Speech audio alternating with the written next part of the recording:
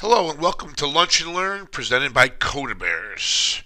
My name is Bill Golis. Today's topic is Simple Crystal Reports Modifications. We're going to be working in Epicor 9 today as the primary reporting engine in Epicor 9 as well as 8 is Crystal Reports.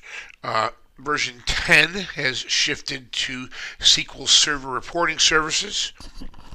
So we will be working in 9 today. First thing to do a Crystal Report modification is we need to determine what report file we want to modify. To do that, we're going to look at the report style for that report, and that will show us the RPT file name and the location of that file. Our example today is the PO entry form, and I happen to know that report is called PO form.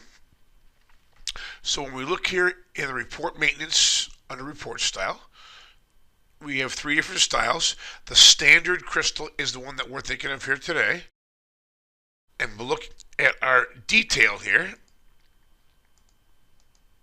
In the detail, it shows the report location, and which also indicates the RPT, which is the file name for that crystal report. As we can see, it's called PO form, and it's in the reports folder and located in Epicor. So we're going to note that. And then the next thing we need to do after we know what our report file is we need to run or create a data set to be able to view that report from Crystal Reports and see what it looks like when it actually runs. To do that, we need to actually run the report, which is our PO, and that's in Purchase Management, General Options, Purchase Order Entry. From there, we're going to choose a PO to run.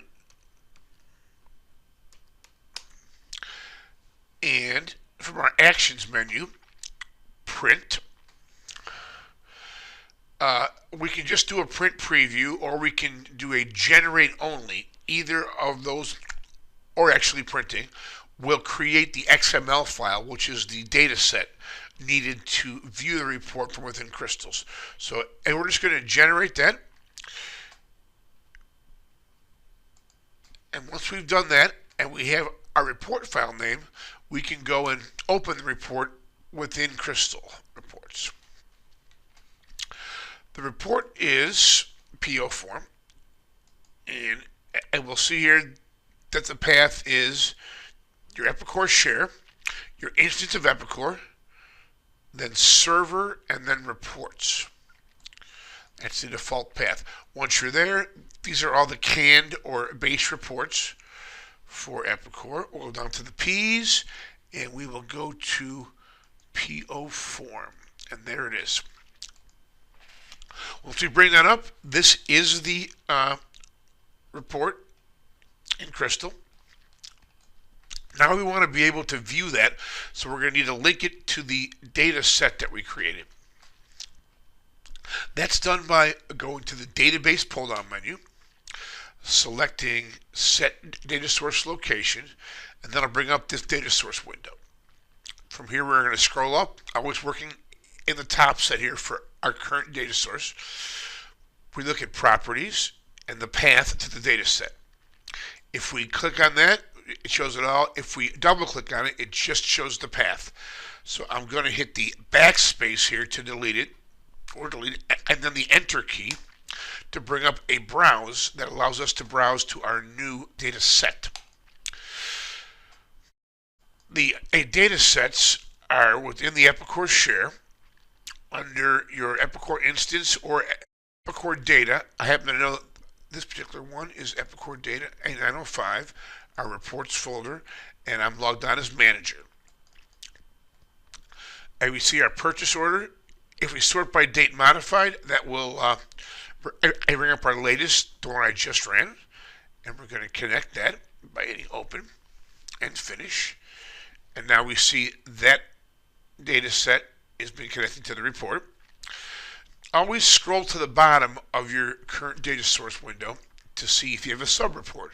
And if you do, you need to connect that to the same data set, which we do. Same, a method, double click here, and then hit enter to navigate to our browse window. Bring it up, And sure enough, there's today's XML that I just did, and connect that.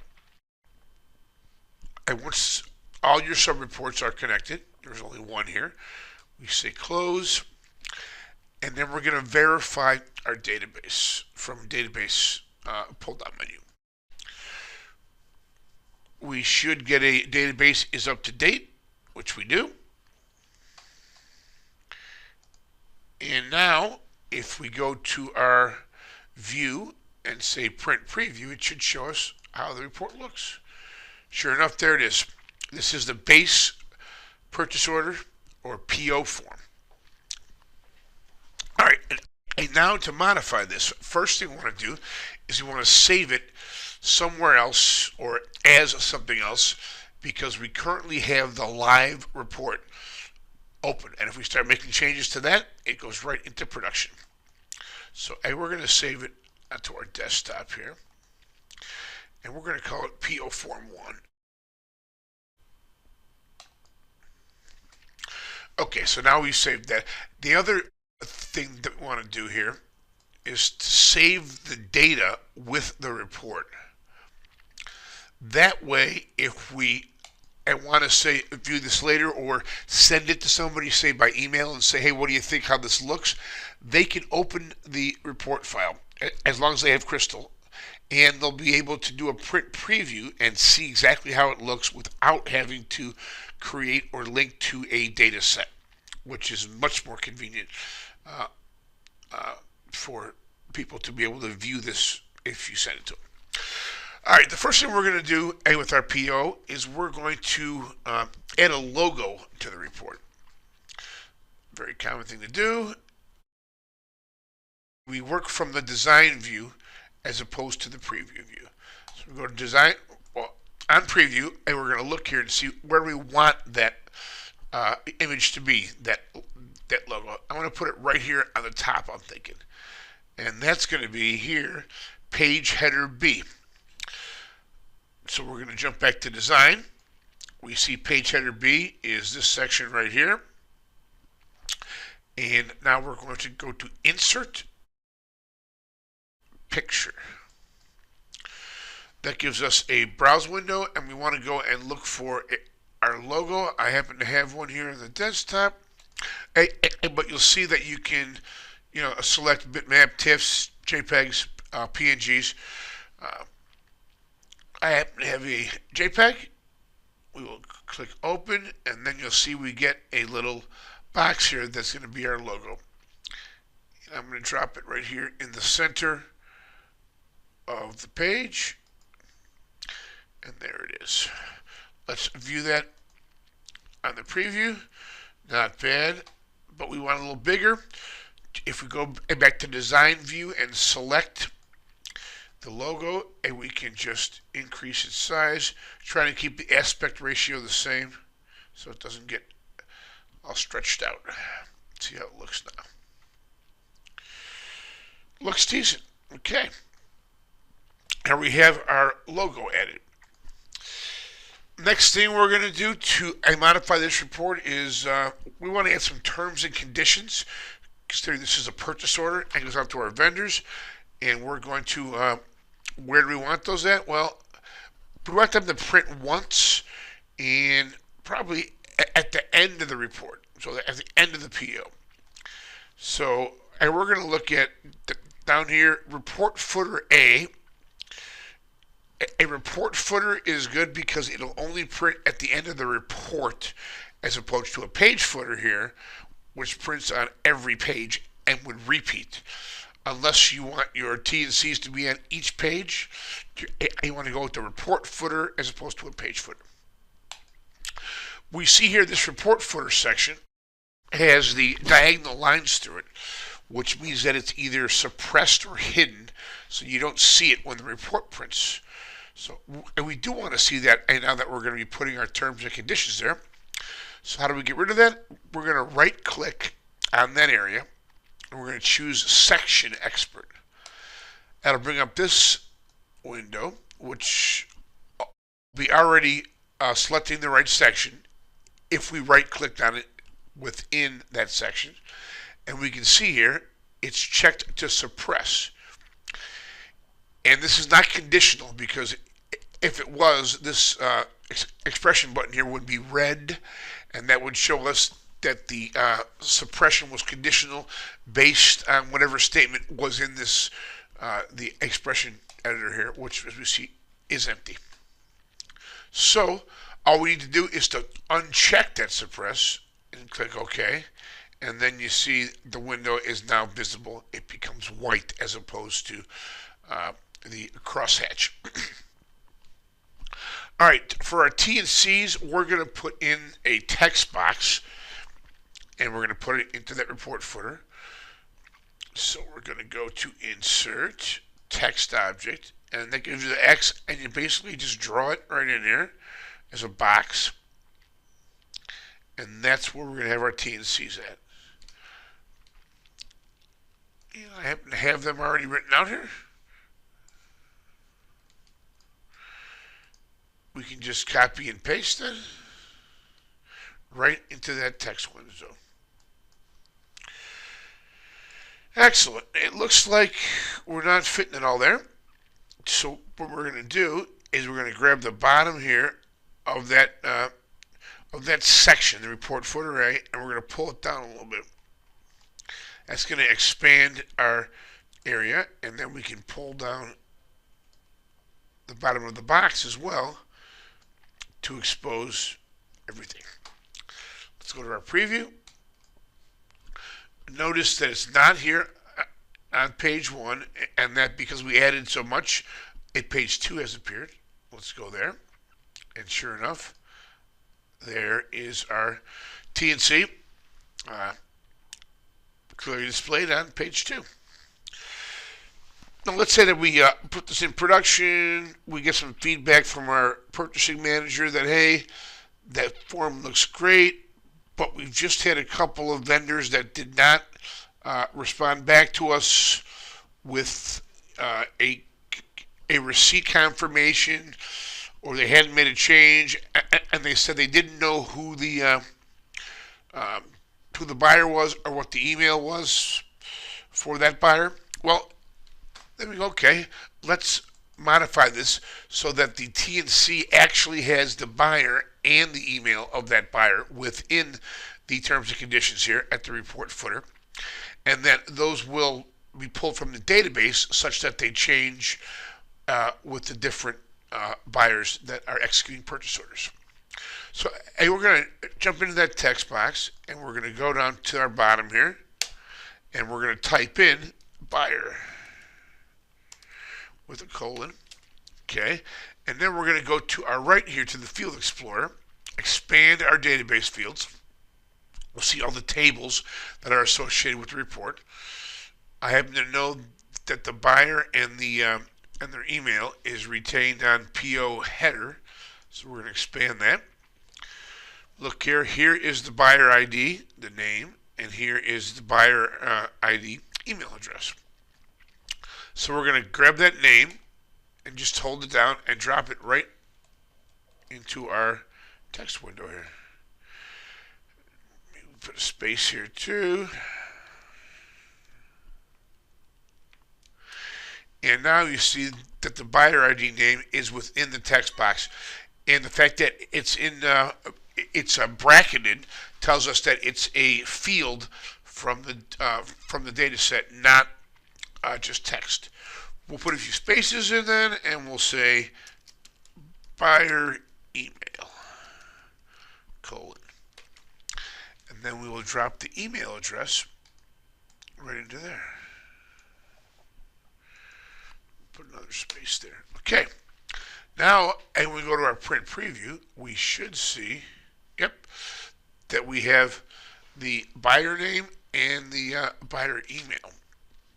And just to be sure, if we want to format this text a bit more, we can go into the text editor, and if we highlight just the portion that we want, and we can select bold, and there we go.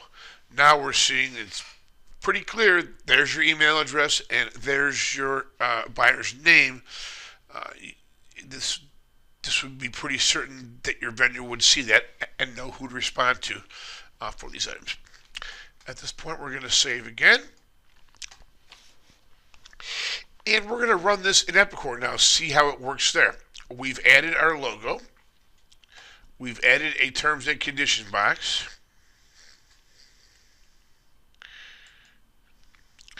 We've added some fields to that box that are pulled from the database. And we've saved that report. What we're going to do now is we're going to take that RPT file and we're going to drop it into the custom reports folder. So we're going to copy that baby and we're going to go to the custom reports folder, which we will find under Epicor 905 server reports, and then from within there, custom reports.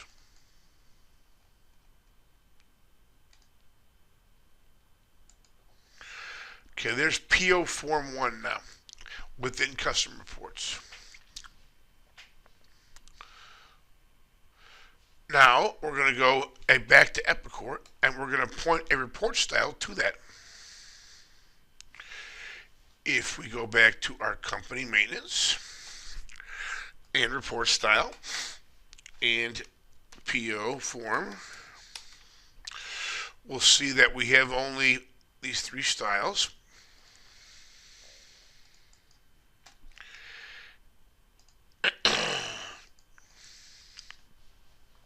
Okay, and we're going to create a new style. Copy that.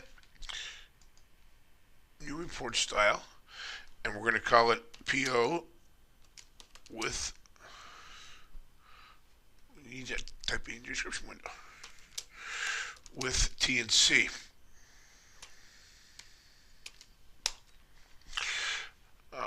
This report is going to be Crystal.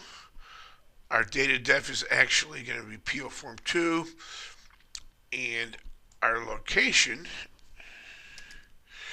is going to be reports / custom reports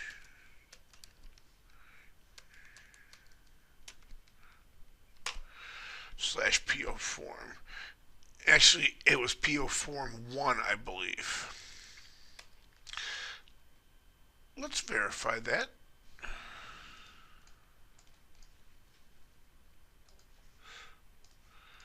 Yes, PO Form 1. Okay. That's all there. If we save that, we should be able to go back to our Epicor instance here, choose our purchase order, and we should be able to see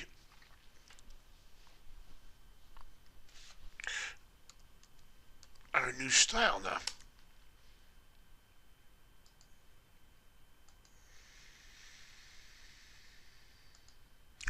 And there it is, PO with TNC. We're going to do a print preview there, see what it looks like. Now, this takes a minute. In that time, we're going to discuss a bit more about adding fields that may not be already included within the data set. You will remember that from Crystal Reports here, when we had our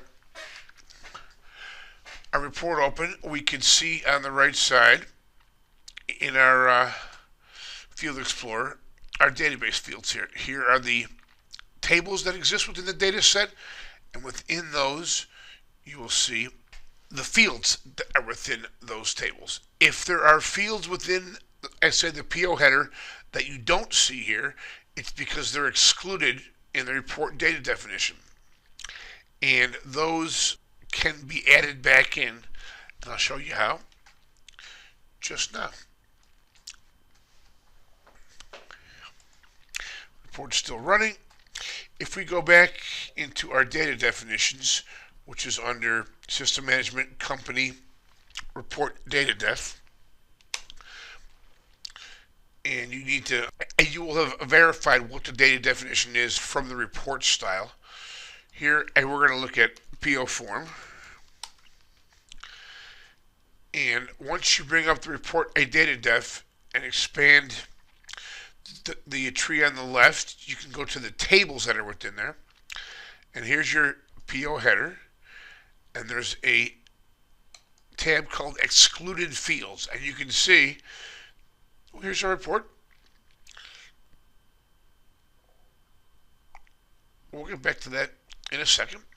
Excluded fields here are not included within the data set when you run this report from Epicor. Now, you'll notice this is all grayed out. You can't make changes here. But what we can do is we can duplicate that report. And then you call it PO form something new, and with UD fields.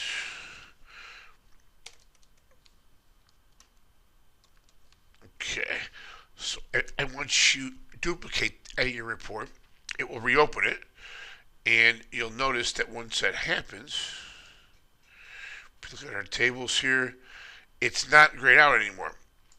If we select our PO detail, we can see what's excluded, and let's say that we want character 01, 02, 03, and 04 to be within there. We just select them and put them and move them to the included report fields from the excluded. And there they are. Let's say that we also want to bring in a few user-defined date fields. We'll select the first 5 here and bring them in. Now we can save that report data def and then link it to the proper report from report style.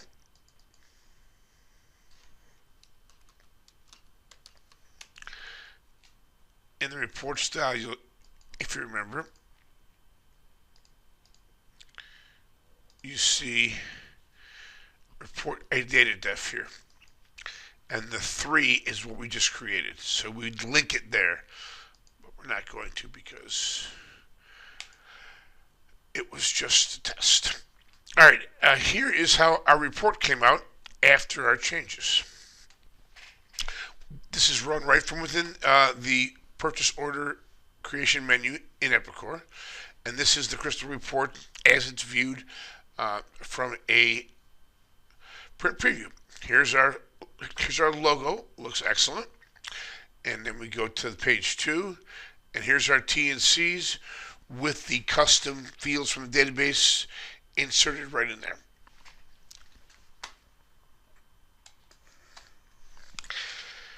And that is how you modify a Crystal report that is a existing report within Epicor. Always save and deploy those from your custom reports folder. Then when you do an upgrade or anything else that may impact the reporting setup, you can copy out that reports folder to make sure all of the ones that you've modified are maintained and saved. That's all we have for today on Lunch and Learn, and have a great afternoon. Thank you.